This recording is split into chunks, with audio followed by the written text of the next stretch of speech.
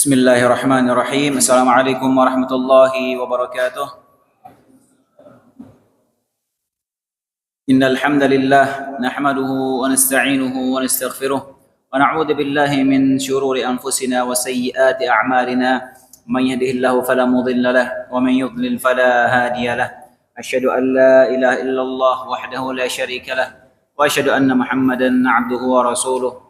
صلى الله عليه وعلى آله وسلم تسليما كثيرا. ما بعد اللهم لا علم لنا إلا ما علمتنا اللهم علمنا ما ينفعنا وانفعنا بما علمتنا وزدنا علما وإيمانا وأصلح لنا شأننا كله ولا تكلنا إلى أنفسنا طرفة عين. Hadirin rahimani wa rahimakumullah. Insyaallah di malam hari ini dan mulai hari ini malam ini insyaallah taala kita akan masuk ke pembahasan yang baru. Kita insyaallah ta'ala akan mengkaji, membahas kitab Arba'in An-Nawawi, Arba'in An-Nawawiyah, karya Al-Imam An-Nawawi rahimahullahu ta'ala. Kitab Arba'in An-Nawawi ini, hadirin azallahu wa iyyakum, adalah kitab yang sangat tipis, kitab yang spesial, karena Al-Imam Nawawi mengumpulkan dalam kitab Arba'in An-Nawawi ini hadis-hadis yang merupakan jawami'ul kalim, hadis-hadis jawami'ul kalim Nabi SAW, yang hadis-hadis ini merupakan madar Islam, yang merupakan poros-poros atau pondasi dasar agama Islam. Jadi awalnya Al-Imam Ibnu Salah rahimahullah ta'ala, dia yang pertama kali mengumpulkan hadis-hadis jawami'ul kalim dalam majelis-majelisnya. Imam Ibnu Salah ulama hadis sebelum Imam Nawawi. Dia mengumpulkan sekitar 26 hadis-hadis yang termasuk jawami'ul kalim. Jawami'ul kalim itu maksudnya hadis-hadis ini dia pendek, ringkas, tapi kandungannya dalam sekali. Dan itu diantara keistimewaan Nabi kita Muhammad SAW yang tidak diberikan kepada nabi-nabi yang lain sebelumnya. Nabi Muhammad SAW diberikan jawami'ul kalim. Nabi berkata, utitu jawami'ul kalim. Aku diberikan oleh Allah jawami'ul kalim. Yaitu Nabi SAW bisa berucap dengan ucapan yang ringkas, pendek, tapi kandungannya bisa dalam dan luas sekali. Nah, ya dari sebagian hadis-hadis jawami'ul kalim itu, ada hadis-hadis yang merupakan poros-poros dasar agama Islam. Itu yang dikumpulkan oleh Al-Imam Ibnu Salah pertama, sekitar 26 hadis. Lalu datang Imam Nawawi menambahkan hadis-hadis jawami'ul kalim yang merupakan poros dasar agama Islam ini, ditambahkan menjadi 42 hadis. 42 hadis. Kemudian datang setelahnya Imam Ibnu Rajab Al-Hambali. Beliau menambahkan lagi dari yang punya Imam Nawawi, ditambahkan 8 jadi total 50 hadis. Dan disyarah sama Ibnu Rajab menjadi kitab beliau yang namanya Jami'ul Ulum wal Hikam. Itu karya Ibnu Rajab. Itu diantara syarah Arba'in yang sangat bagus sekali, karya Al-Imam Ibnu Rajab. Nah, jadi intinya kitab Arba'in Nawawi ini, jadi Al-Imam Nawawi ini nggak hanya mengumpulkan hadis random aja. Tapi yang beliau kumpulkan hadis 42 hadis dari beliau ini adalah hadis-hadis yang berbicara tentang agama Islam ini secara global. Jadi hadis-hadis dalam kitab Arba'in ini hadis-hadis dasar-dasar agama Islam. Jadi kalau seandainya kita mengkaji hadis ini, hadis-hadis Arba'in ini seluruhnya kita syarah sampai selesai, insyaallah kita sudah memahami agama Islam ini secara global. Secara global ya, enggak mendalam, tapi secara global insyaallah kita sudah memahaminya. Dan ini diantara kecerdasan Imam Nawawi mengumpulkan hadis-hadis Arba'in ini. Jadi nggak sembarangan. Hadis-hadis ini hadis-hadis yang luar biasa. Hadis-hadis ini yang merupakan pilar-pilar dalam agama Islam. Itu yang beliau kumpulkan. Itu sekilas tentang kitab Arba'in An-Nawawi. Selanjutnya kita akan coba bahas secara ringkas saja, karena kita mau coba bahas langsung hadis pertama. Sebelumnya kita bahas secara ringkas tentang biografi Al-Imam An-Nawawi rahimahullah ta'ala. Imam An-Nawawi ini kunyahnya Abu Zakaria. Namanya Yahya bin Sharaf bin Mira dan seterusnya An-Nawawi dari kota Nuwa. Jadi Imam Nawawi ini Namanya namanya Yahya bin Syaraf. Kunyahnya Abu Zakaria. Dan Imam Nawawi ini adalah salah satu muhaqqiq dalam madhab Syafi'i. Jadi di antara imam yang dia faham betul rincian, detail, sampai kulit-kulit, sampai ampas-ampasnya tentang madhab Syafi'i, di antaranya Imam Nawawi ini. Jadi ada imam-imam yang dia sangat pakar dalam suatu madhab tertentu. Dia tahu cabang-cabangnya, dia tahu perbedaan-perbedaan khilaf-khilaf dalam madhab tersebut. Kalau dalam madhab Syafi'i ada dua orang yang paling pakar sebagai muhaqqiqul madhab. Itu pertama Imam Nawawi, yang kedua Al-Imam Ibnu Hajar Al-Haytami. Ya, bukan Ibnu Hajar Al-Asqalani, beda jauh itu di abad ke-9. Ini Ibnu Hajar Al-Haytami sama Imam Nawawi. Kalau dalam madhab Hambali yang muhaqqiqul madhabnya di antaranya apa? Ibnu Qudamah. Imam besar dalam madhab Hambali. Ibnu Qudamah. Nah, kalau Imam Nawawi ini dia muhaqqiq madhab Syafi'i. Dia paham betul. Makanya di antara kitab-kitab karya beliau itu yang sebagai rujukan dalam mazhab Syafi'i, di antaranya kitab-kitabnya Imam Nawawi ini. Imam Nawawi rahimahullahu taala itu beliau terkenal dari kecil itu sangat semangat dan rajin sekali menuntut ilmu. Jadi di masa kecilnya yang biasa anak-anak seusianya main-main, ya beliau sibuk ngafalin Quran, belajar, tapi nggak mau main, sampai dipaksa disuruh main sampai dia nangis nggak mau. Sibuk belajar, sibuk ngafalin Quran, sibuk belajar agama. Sampai terkadang dia terpaksa ikut main, dia mainnya pun sambil menghafal Al-Quran. Imam Nawawi sambil main pun sambil menghafal Al-Quran. Tapi disebutkan dia pada saat dia keluar menuntut ilmu, belajar 2 tahun ke sebuah negeri, dia selama 2 tahun itu disebutkan beliau ini sampai nggak mau tidur sambil berbaring. Tidurnya apa? Sambil duduk. Tiduran bentar, bangun, lanjut baca lagi. Tiduran bentar, begini, lanjut baca lagi. Luar biasa. Ya, beliau semangatnya menuntut ilmu. Beliau menghabiskan masa mudanya untuk menuntut ilmu sampai Imam Nawawi ini belum sempat menikah, hadirin. Di antara ulama yang tidak menikah yaitu Imam Nawawi ini. Dan beliau rahimahullah ta'ala meninggal usia sangat muda sekali. Imam Nawawi meninggal usianya baru 45 tahun. Dan di usia yang sangat muda itu, beliau sudah menelurkan karya-karya ilmu yang begitu banyak dan luar biasa manfaatnya bagi Islam dan kaum muslimin. Di antaranya ini. Di antaranya, coba siapa lagi yang disebutkan kitabnya Imam Nawawi? Ada yang tahu nggak? Apalagi kitabnya Imam Nawawi, coba? Anak kasih tahu, catat tapi ya. Di antaranya Riyadhus Shalihin. Riyadhus Shalihin karya Imam Nawawi. Kemudian juga Majmu' Syarah Muhadzab. Itu kitab fikih Syafi'i besar.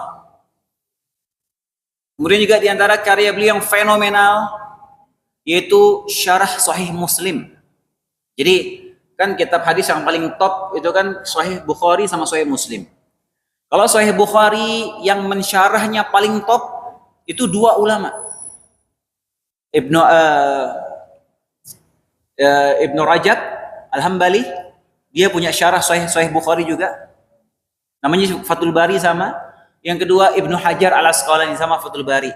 Tapi Ibnu Rajab ini syarahnya bagus sekali, tapi beliau tidak sampai, belum sempat menyelesaikan syarah itu, beliau sudah meninggal duluan. Nah, kalau Ibnu Hajar, beliau menyelesaikan, dibantu sama murid-muridnya, beliau menyelesaikan sampai 20 tahun mensyarah Sahih Bukhari. Sampai jadi syarah Sahih Bukhari yang terbaik, nggak ada yang lebih baik dari itu. Fathul Bari karyanya Ibnu Hajar Al-Asqalani. Kalau Sahih Muslim yang mensyarahnya, apa bahasa Indonesia kalau syarah itu ya?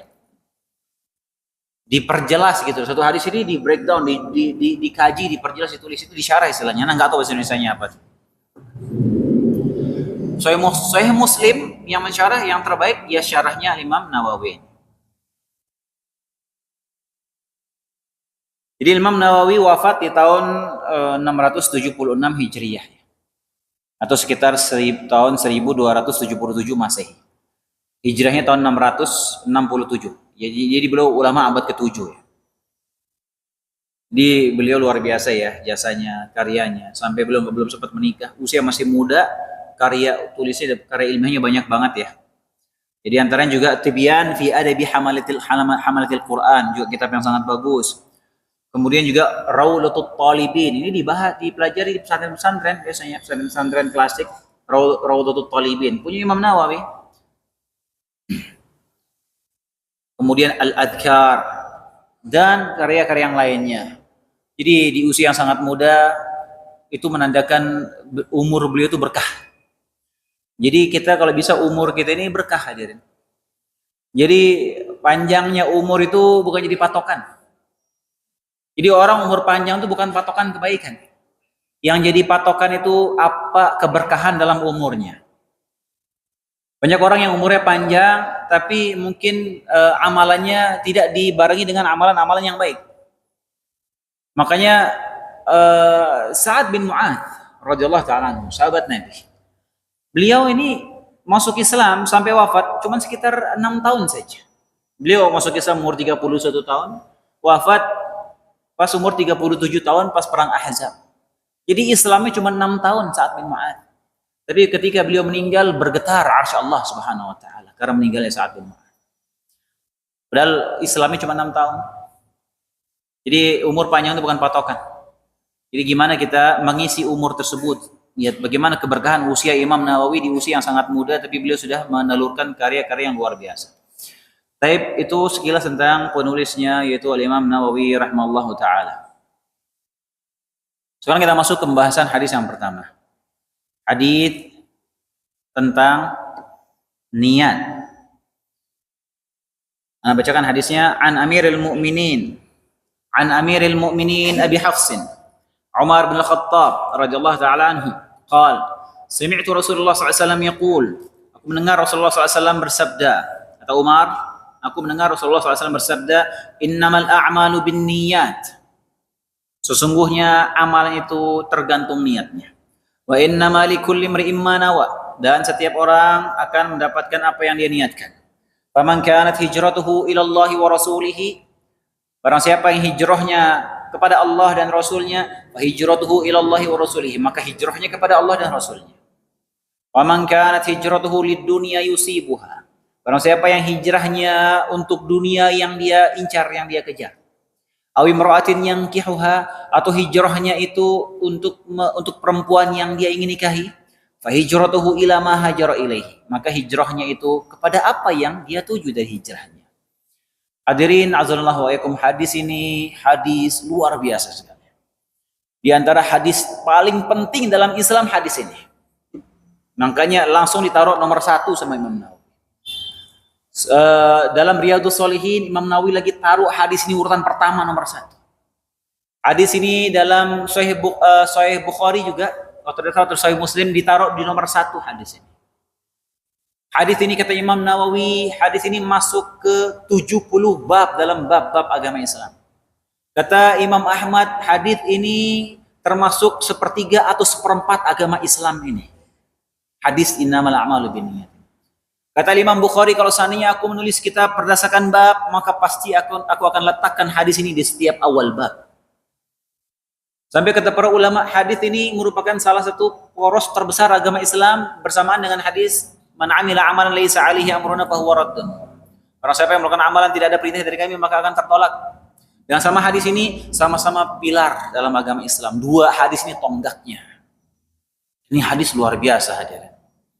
Kandungannya begitu dalamnya.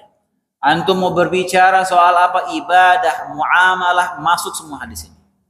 Kita mau berbicara tentang ibadah apapun, masuk hadis ini ke dalam semua ibadah, masuk ke dalam semua muamalah, semuanya masuk. Ini hadis yang luar biasa, ya, makanya nggak salah ditaruh di urutan nomor 1 oleh Al-Imam An-Nawawi. Hadis ini diriwayatkan oleh Umar bin Khattab radhiyallahu taala anhu.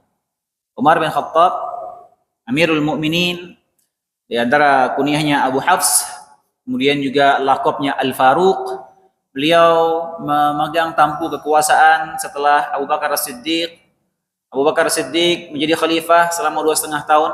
Kemudian di antara metode perpindahan kekuasaan atau memperoleh kekuasaan, tampuk kekuasaan yang syar'i, yaitu metode al-istikhlaf, yaitu metode khalifah sebelumnya menunjuk siapa penggantinya, dan itu syar'i. Dan itu metode syar'i. Dan itu diperhatikan oleh Abu Bakar kepada Umar bin Khattab. Jadi kalau Abu Bakar menjadi khalifah itu hasil kesepakatan ijma' kaum muslimin mengangkat Abu Bakar ketika itu setelah Nabi SAW meninggal dunia. Tapi dari Abu Bakar ke Umar itu Abu Bakar yang langsung menunjuknya. Aku menunjuk bahwasanya akan menjadi khalifah setelahku adalah Umar bin Khattab. Dan itu metode syar'i, dibolehkan. Itu yang dilakukan oleh Muawiyah bin Abi Sufyan kepada putranya Yazid bin Muawiyah. Dan Umar bin Khattab menjadi khalifah itu selama 10 tahun hadirin. 10 tahun Umar bin Khattab menjadi khalifah kaum muslimin. Umar bin Khattab berkata, aku mendengar Rasulullah SAW. Ini menunjukkan beliau mendengar langsung dari Nabi SAW berkata, innamal a'malu bin niyat. Sesungguhnya amalan itu tergantung niatnya.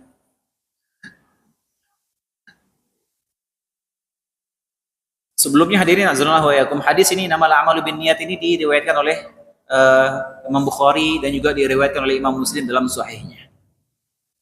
Hadis ini disepakati akan kesahihannya. Nabi berkata innamal a'malu bin niyat. Hanyalah, innama itu artinya hanyalah. Seakan ini ada pembatasan. Amal itu artinya amalan-amalan. Jadi semua amalan, baik itu amalan anggota tubuh kita, mau itu amalan lisan kita berupa perkataan, maupun termasuk pikiran kita. Itu semua tergantung apa niatnya. Coba, apa yang kita lakukan? Apa yang kita ucapkan? Apa yang kita pikirkan? Itu tergantung apa niat kita. Makanya pikiran seseorang, apa yang dia pikirkan, kalau dia yang berusaha memikirkan perkara-perkara yang baik, dia misalnya berusaha memikirkan untuk maslahat umat, pikirannya dia itu bernilai di sisi Allah Subhanahu wa taala. Enggak sia-sia. Makanya kita isi pikiran kita ini dengan perkara-perkara yang positif. Kita memikirkan misalnya bagaimana untuk membantu dakwah agar mudah tersebar misal. Misalnya orang nih, dia menyibukkan dirinya ngurus masjid, panitia kajian misalnya. Orang seperti ini, insya Allah pikirannya perkara positif terus. Dia mau berusaha membangun masjid, membangun pesantren, bagaimana menyebarkan dakwah misalnya. Jadi pikiran-pikirannya itu sibuk dengan perkara seperti itu bernilai di sisi Allah Subhanahu wa taala. Makanya Walid bin Mughirah ketika dia berusaha memikirkan bagaimana cara mencela Al-Qur'an, dia lagi mikir nih, gimana mencela Al-Qur'an, dicela oleh Allah Subhanahu wa taala dalam Al-Qur'an. Kata Allah Subhanahu wa taala tentang Al-Walid bin Mughirah, innahu fakkara wa qaddar. Sungguhnya dia telah memikirkan dan menetapkan. Faqutila kaifa qaddar. Celaka dia. Bagaimana dia bisa memikirkan untuk menetapkan, dia mencari cara untuk mencela Al-Qur'an. Dicela oleh Allah Subhanahu wa taala, celaka. Dia baru berpikir nih. Celaka seperti itu. Coba. Kita biasakan diri kita menyibukkan pikiran kita dengan perkara yang positif. Pikiran kita ini untuk merenungi kebesaran Allah Subhanahu wa taala. Merenungi tanda-tanda kekuasaan Allah Subhanahu wa taala. Alladzina yadhkuruna Allah qiyaman wa qu'udan wa 'ala junubihim wa yatafakkarun fi khalqis samawati wal ard. Orang-orang ulil albab yang dia berzikir kepada Allah, lagi duduk, lagi berdiri, duduk, lagi rebahan berzikir kepada Allah, dan dia bertafakkur atas penciptaan langit dan bumi. Pikirannya itu bernilai di sisi Allah Subhanahu wa taala. Makanya jangan kita sepelekan ya perkara niat ini, luar biasa. Demikian juga amalan-amalan kecil yang mungkin sepele di pandangan kita, tapi kalau kita niatkan karena Allah SWT akan bernilai besar di sisi Allah SWT. Contoh senyum saja. Senyum nih. Orang senyum macam-macam hadirin. Ada senyumnya senyum nyindir ya. Ada juga senyumnya itu untuk menggoda akhwat. Ada yang senyumnya senyum marah. Ada yang senyum untuk ngasih wajah berseri kepada saudara, itu perintah Nabi SAW. Beda-beda. Yang membedakan apa? Ya niatnya. Kalau dia niat, dia senyum niatnya karena Allah SWT, dia mencari ridha Allah SWT, senyumnya itu berpahala di sisi Allah. Dan semua itu ya perkara-perkara kecil kita niatkan karena Allah SWT, semua nggak akan ada ruginya ya. Semua akan kita dapatkan di buku catatan amal kita. Semua. Wajadu ma'amilu hadira. Manusia semua akan mendapati apa yang dia kerjakan itu terpapar di depannya, dihadapkan di hadapannya pada hari kiamat. Wala yadhlimu rabbuka ahada. Enggak, Allah tidak zalim. Semuanya akan kita dapatkan hasilnya.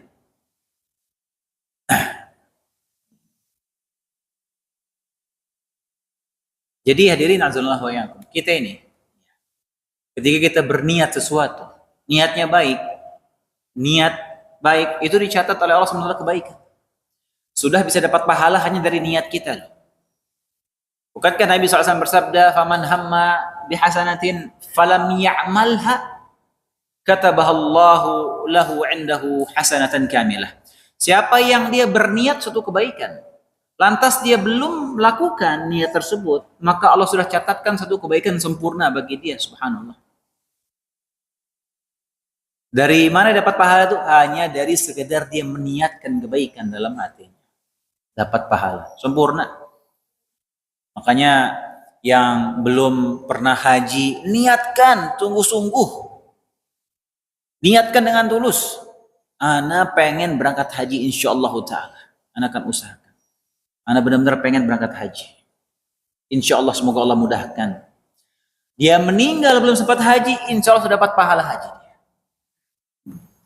Pengen umrah, niatkan. Pengen umrah ke Baitullah. Niat tulus, ikhlas, Allah tahu apa niat kita. Belum sempat kita lakukan, dapat insya Allah kita pahala umrah. Pengen poligami, niat dulu aja.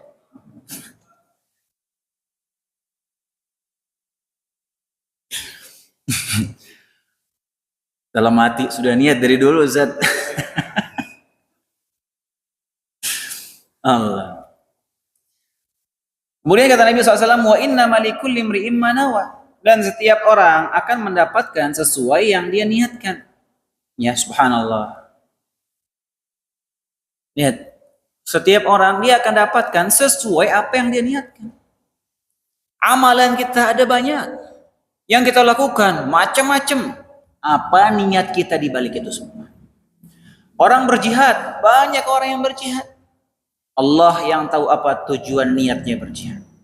Ada yang berjihad niatnya pengen show supaya orang lihat sana orang pemberani, anak jagoan. Malu kalau nggak dia keluar berjihad. Ada orang yang berjihad tujuannya apa? Ingin dapat harta rampasan perang. Ada orang yang berjihad untuk meninggikan kalimat Allah Subhanahu wa taala. Kayak Nabi SAW pernah ditanya, "Ya Rasulullah, inna rajula yuqatilu hamiyatan yuqatilu syaja'atan. Ayu dzalika fi sabilillah?" Ada orang jihad untuk membela kaumnya, fanatisme golongannya. Ada yang jihad supaya dibilang pemberani. Mana yang di jalan Allah? Kata Nabi SAW, "Man qatala litakuna kalimatullahi al-ulya fa huwa fi sabilillah." Siapa yang berjihad tujuannya ingin meninggikan kalimat Allah, itulah yang fi sabilillah. Ada orang menuntut ilmu. Nuntut ilmu tuh niatnya macam-macam. Ada yang menuntut ilmu tujuannya apa? Pengen supaya dikatakan dia ini seorang orang yang berilmu, ahli ilmu. Mungkin dia mau keren-kerenan sama ilmunya. Atau dia menuntut ilmu tujuannya ingin mendebat lawannya. Atau orang menuntut ilmu niatnya untuk berdakwah. Untuk dia berdakwah, untuk dia mengajak orang terdekatnya. Beda semua itu. Yang beda kan apa? Ya niat di dalam dadanya itu. Nggak. Subhanallah. Macam-macam ya. Makanya kata Al-Imam Ibnu Mubarak rahimahullah taala, "Rubba 'amalin saghirin tukabbirhu an-niyyah, wa rubba 'amalin kabirin tusaghiruhu an-niyyah." Betapa banyak amalan besar menjadi kecil di sisi Allah karena niatnya. Dan betapa banyak amalan kecil menjadi besar di sisi Allah karena niatnya. Tadi kita sebutkan jihad itu salah satu amalan yang paling tinggi dalam Islam. Besar sekali amalan yang satu ini. Bisa orang masuk neraka gara-gara jihadnya itu. Karena apa? Karena niatnya nggak benar. Subhanallah. Bukankah kata Nabi SAW yang menjadi koreknya api neraka yang awal dilemparkan ke neraka itu salah satunya apa? Orang berjihad tujuannya apa? Liyuqalu annahu syuja'. supaya orang bilang dia itu seorang pemberani. Dilemparkan ke neraka. Siapa dia ini? Orang yang berjihad mengorbankan nyawanya. Dilempar ke neraka. Karena apa? Karena niatnya. Subhanallah. Tapi begitu juga tadi, betapa banyak amalannya kecil jadi besar di sisi Allah karena niatnya. Lihat. Kata Nabi SAW, perhatikan hadis ini. Man sa'alallah syahadah bisidq ballaghahu Allah manazil syuhada wa in mata ala firashihi. Siapa yang minta kepada Allah agar dia mendapatkan mati syahid dengan jujur. Dia jujur minta kepada Allah, ya Allah, aku menginginkan predikat syuhada. Aku ingin mati syahid. Dia tahu para orang mati syahid itu luar biasa, dia punya kemuliaannya. Dia minta dengan jujur kepada Allah, aku pengen mati syahid ya Allah, aku beri mati syahid. Dia minta agar mendapatkan derajat syuhada. Allah akan sampaikan dia ke predikat orang para syuhada, sampai dia ke predikat itu walaupun dia mati di atas kasurnya. Gak sempat jihad, gak ada jihad yang syar'i, tapi dia niat pengen mati syahid. Dia niat pengen mendapatkan predikat syuhada itu, Allah sampaikan dia predikat syuhada. Karena apa? Karena niat dalam hatinya itu. Luar biasa. Ini pengaruh niat ini luar biasa.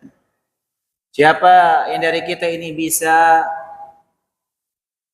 menata hatinya, menjadikan semua aktivitasnya itu bernilai ibadah dengan niatnya, ini adalah mukmin yang cerdas, dan Anda dan kita akan rasakan bagaimana dampaknya dalam kehidupan kita. Cuman sekedar mainkan niat saja dalam hati kita.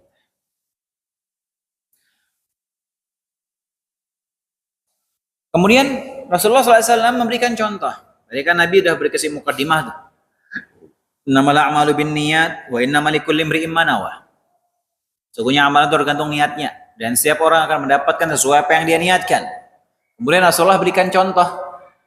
Dikasih contoh amalan besar dalam Islam, yaitu apa? Amalan hijrah kepada Allah dan Rasulnya. Kata Nabi SAW, "Faman kanat hijratuhu ila Allah wa rasulihi fa hijratuhu ila Allah wa rasulihi." Siapa yang hijrahnya kepada Allah dan Rasulnya, maka hijrahnya kepada Allah dan Rasulnya. Siapa yang hijrahnya untuk dunia yang dia incar, atau untuk menikahi wanita yang mau dinikahi, maka hijrahnya ya untuk itu, bukan untuk Allah dan Rasulnya. Hijrah itu ibadah besar. Makanya Allah banyak sebutkan dalam ayat Al-Quran masalah hijrah digandengkan dengan jihad. Alladzina hajaru wa jahadu. Orang yang berhijrah dan berjihad. Makanya hijrah itu pahalanya besar sekali ya. Sampai kata Nabi SAW, al-ibadatu fil harji kahijratin ilayya. Orang yang fokus ibadah di masa fitnah, masa lagi fitnah, banyak kekacauan, bagi banyak musibah. Tapi orang ini dia nggak nimbrung ikut meramaikan fitnah itu, tapi dia fokus ibadah, pahalanya sama seperti hijrah bersama Nabi SAW. Hijrah itu ibadah besar ya. Kita mau sebutkan tentang hijrah, tapi kita percepat aja ya. Kita rincikan terkait masalah hijrah itu. Intinya hijrah itu ada dua macam ya. Intiqal min daril khauf ila daril aman. Pindah dari negeri yang tidak aman menuju negeri yang aman. Ini dilakukan oleh Nabi dan dilakukan oleh para sahabat Nabi ketika hijrah dari Makkah ke Habasyah. Habasyah itu negeri kafir, orang Nasrani ketika itu, tapi dia aman. Di Mekah nggak aman, hijrah mereka ke Habasyah.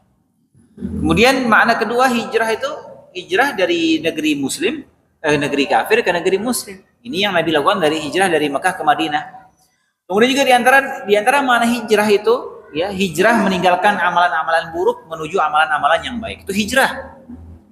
Dia meninggalkan kemaksiatan terdahulu, dia menjadi lebih baik. Dia fokus beribadah, itu juga berhijrah namanya. Nah, hijrah itu juga macam-macam niatnya. Nah, zaman sekarang lagi banyak ngetren nih orang hijrah. Ya, sudah meninggalkan masa lalu, hijrah. Banyak ya, lagi tren sekarang orang hijrah. Niatnya macam-macam. Hijrah, niatnya apa? Ngikutin tren. Ya, lagi musim. Atau hijrahnya karena lagi deketin cewek, deketin akhwat, jadi berusaha berubah penampilannya jadi lebih baik. Hijrahnya apa? Ya karena tujuan-tujuan duniawi, macam-macam. Yang bedakan apa? Ya niatnya itu dalam hatinya. Subhanallah. Kayak orang kalau niat hijrahnya nggak benar, biasanya gampang goyang dia. Gampang dia balik lagi. Hijrah nih, ikut-ikutan tren hijrah. Niatnya nggak benar. Biasanya setelah berapa lama, ya, yang tadi sudah penampilan syar'i, oh berubah lagi dia. Biasanya ke masjid mulu, udah nggak ke masjid lagi dia. Karena apa? Niatnya nggak benar dari awal.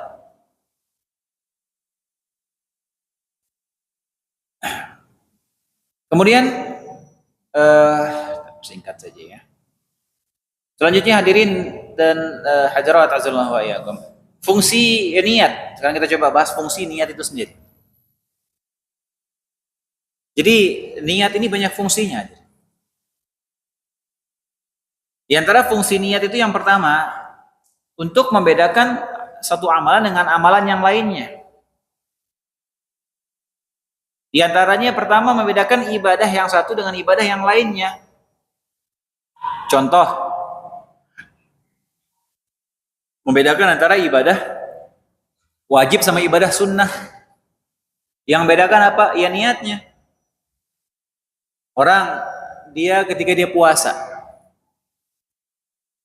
antara dia itu puasa sunnah atau dia itu puasa wajib untuk mengqadha Ramadan utang puasanya misalnya, itu kan wajib hukumnya. Yang bedakan apa? Ya niatnya.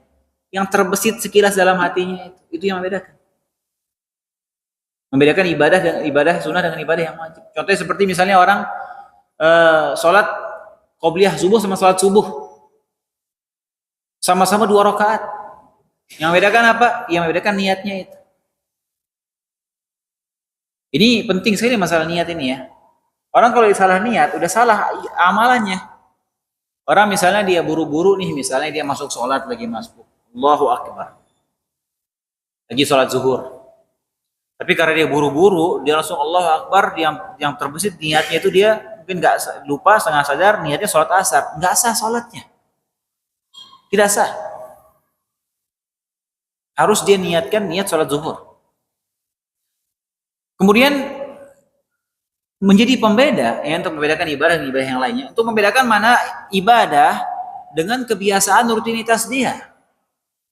Yang bedakannya pakai niatnya dia. Contoh, antara orang mandi biasa sama mandi wajib.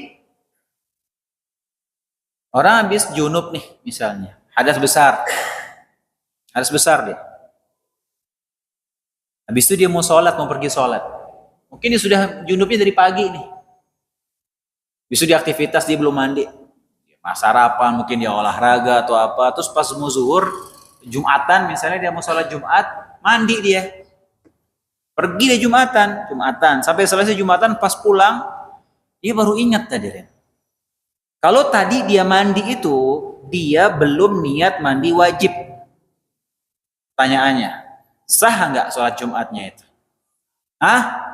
Nggak sah, tidak sah. Hanya karena dia nggak meniatkan untuk mengangkat hadas, nggak mandi wajib, nggak niat mandi wajib. Karena dia tidak niat mandi wajib, walaupun tata cara mandinya sama, meratakan air seluruh badannya, tapi dia tidak mandi wajib, hadas besarnya tidak terangkat. Dia harus ulang mandinya dengan niat mandi wajib. Ya. Gimana pentingnya masalah niat? Nggak bisa dia, nggak sah. Makanya rukun mandi wajib itu cuma 2 dia. Mandi wajib tuh rukunnya cuma 2. Apa coba aja coba? Apa rukun mandi wajib? Rukun mandi wajib 2 itu apa coba? Ini kan pada sering mandi wajib semuanya nih. Niat sama satu lagi apa? Apa? Apa satu lagi? Meratakan air ke seluruh tubuh. Harus semua bagian tubuhnya ini kena.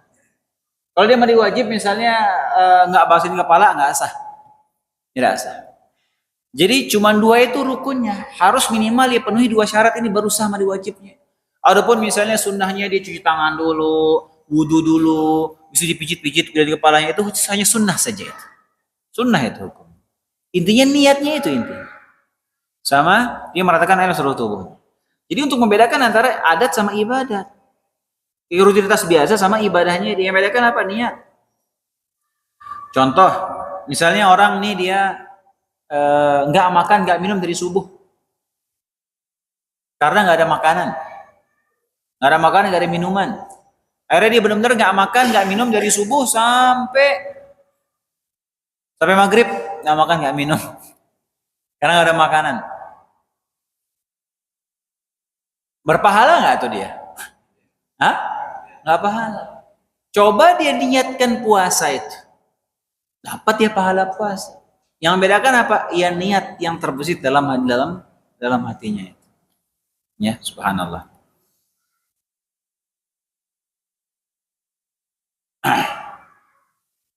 Contoh lain. Ya. Tadi yang bagian pertama ya, membedakan amalan dengan amalan yang lainnya. Kemudian yang kedua, fungsi niat untuk membedakan antara ikhlas atau tidak ikhlasnya suatu amalan. Yang membedakan apa? Ya niat. Jadi kita coba bagi menjadi dua ya, untuk membedakan antara amalannya ikhlas atau tidak. Yang pertama, amalan karena Allah Subhanahu wa taala. Ini yang berpahala. Yang kedua, amalan karena selain Allah Subhanahu wa taala. Nah, amalan karena selain Allah ini kita bagi menjadi dua lagi. Yang pertama, dia beramal karena selain Allah.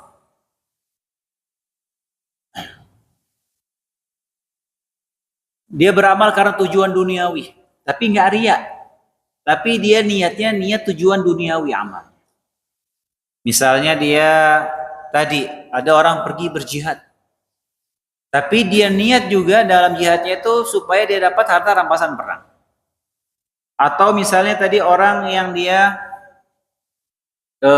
mengajarkan Al-Quran misalnya, atau muazzin misalnya, dia niatkan juga untuk keuntungan duniawi. Maka dalam masalah ini dirincikan oleh para ulama. Kalau niatnya itu, niat tujuan duniawinya itu mendominasi, dominan dia niatnya untuk mengejar dunia itu, maka dia tidak akan mendapatkan pahala dari amalan tersebut. Tapi kalau dia mengamalkan amalan akhirat, ada tujuan duniawi di situ, tapi tidak mendominasi, artinya tujuan kepada Allahnya itu lebih dominan, hanya dompleng saja niat duniawi, maka insya Allah masih diterima amalannya. Ini berdasarkan beberapa dalil. Di antaranya sabda Nabi SAW, "Man qatala qatilan lahu alaihi bayyinah falahu salabuhu." Siapa yang membunuh lawannya dalam medan pertempuran, ada bukti benar dia menumbangkan lawannya, dia berhak mendapatkan salabnya. Salab itu apa yang dia pakai, yang dibawa sama musuhnya yang ditumbangkan, itu boleh diambil. Jadi Nabi menyampaikan ini, siapa yang berhasil menumbangkan lawannya, dia berhak mengambil salabnya. Artinya dia memotivasi kan, orang itu termotivasi kan jadinya. Nah kalau dia tujuannya mendominasi tujuannya untuk itu, maka nggak dapat ya pahala jihad. Tapi cuma dompeng saja, dia niat lillahi ta'ala, tapi diantaranya dia supaya mendapatkan salab itu juga, maka insya Allah tetap sah, diterima amalannya selama tidak mendominasi niat tersebut. Demikian juga kata Nabi SAW, "Man ahabba ayyub satalahu fi rizqihi wa yunsa'alahu fi atharih falyasil rahimahu." Siapa yang ingin dipanjangkan umurnya, dilapangkan rezekinya, kata Nabi SAW, maka hendaknya dia menyambung silaturahminya. Artinya Nabi memotivasi orang untuk silaturahmi dengan apa? Dengan urusan perkara duniawi, dunia semua itu. Apa rezeki dunianya, panjang umurnya, itu kan perkara dunia. Tapi Nabi memotivasi dengan itu. Maka ketika dia niatkan itu, ada niat-niat itu dompeng, tapi tidak mendominasi, maka insya Allah tetap sah amalannya, tetap sah. Nah yang kedua, dia niat amalan karena selain Allah, tapi tujuannya riya, untuk dipuji, sum'ah, maka ini jelas akan menghapuskan amalan tersebut, bahkan dia dosa.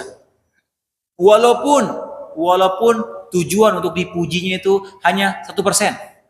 99% ikhlas lillahi ta'ala, 1% dia pengen dipuji sama manusia, tidak diterima oleh Allah SWT. Akan tertolak ibadahnya. Bahkan dia dosa. Dan Nabi SAW, Allah berfirman dalam hadis qudsi, "Ana aghna syuraka ani syirk." Aku adalah zat yang paling tidak butuh sama sekutu. "Man amila amalan asyraka ma'i fihi ghairi taraktuhu syirkahu." Siapa yang melakukan amalan, dia menyekutukanku dalam amalan tersebut, maka aku akan biarkan dia sama sekutu tersebut, nggak ditengok amalan tersebut oleh Allah Subhanahu wa taala. Baik. Itu terkait sama fungsi niat. Jadi niat ini luar biasa jadinya. Kita salah dikit itu bisa blunder. Niat ini juga diantara membedakan fungsi niat itu ya, membedakan antara amalan dengan amalan yang lain. Contohnya tadi, contohnya seorang dia mengeluarkan hartanya, dia niatnya dia sedekah sunnah atau dia mengeluarkan hartanya itu niatnya bayar zakat wajibnya dia, itu beda. Yang membedakan apa? Ya niat dalam hatinya. Contoh misalnya orang yang keluarkan hartanya sudah disedekahkan, sudah diterima sama orang tuh hartanya, terus dia baru ingat ternyata dia belum mengeluarkan zakatnya. Ada yang tadi itu buat bayar zakat malanah, nggak bisa, karena awal ketika dia mengeluarkan tuh niatnya bukan untuk itu, bukan untuk zakat mal yang wajib, tapi untuk zakat sedekah sunnahnya. Beda statusnya amalan tersebut. Ya subhanallah.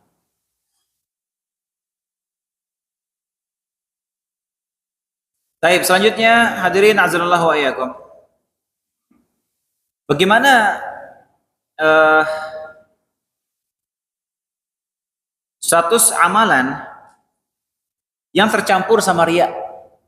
Nah, tadi kita bahas riya ya. Orang kalau riya udah gak diterima oleh Allah Subhanahu wa taala, bahkan dia dosa dengan amalan tersebut. Amalannya tertolak plus dia dosa. Bayangin kalau ada orang tadi kita sebutkan dia jihad. Tujuannya apa? Supaya orang sebut dia sebagai pemberani, dilemparkan ke neraka oleh Allah SWT. Orang haji, niatnya biar dipuji, nggak dapat dia pahala haji, dia dapatnya dosa.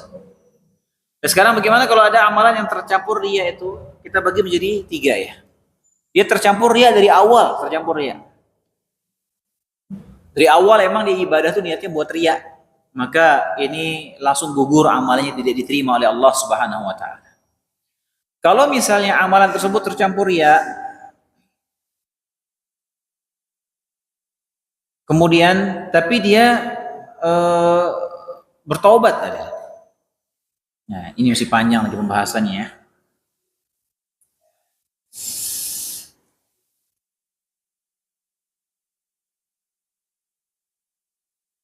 Menit lagi.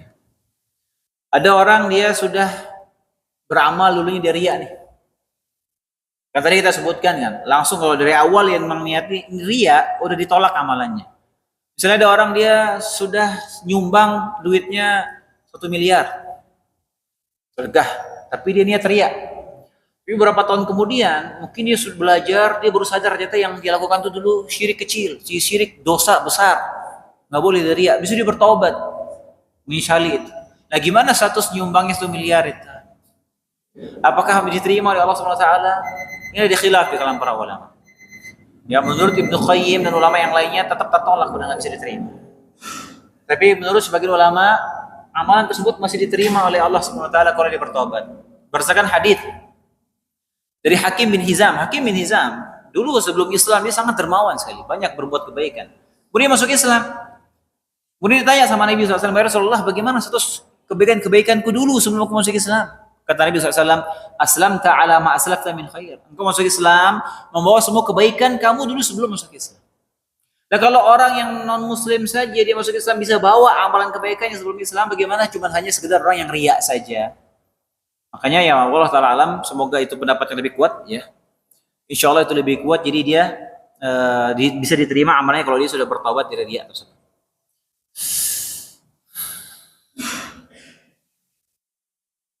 Qadarullah waktunya nggak cukup ya.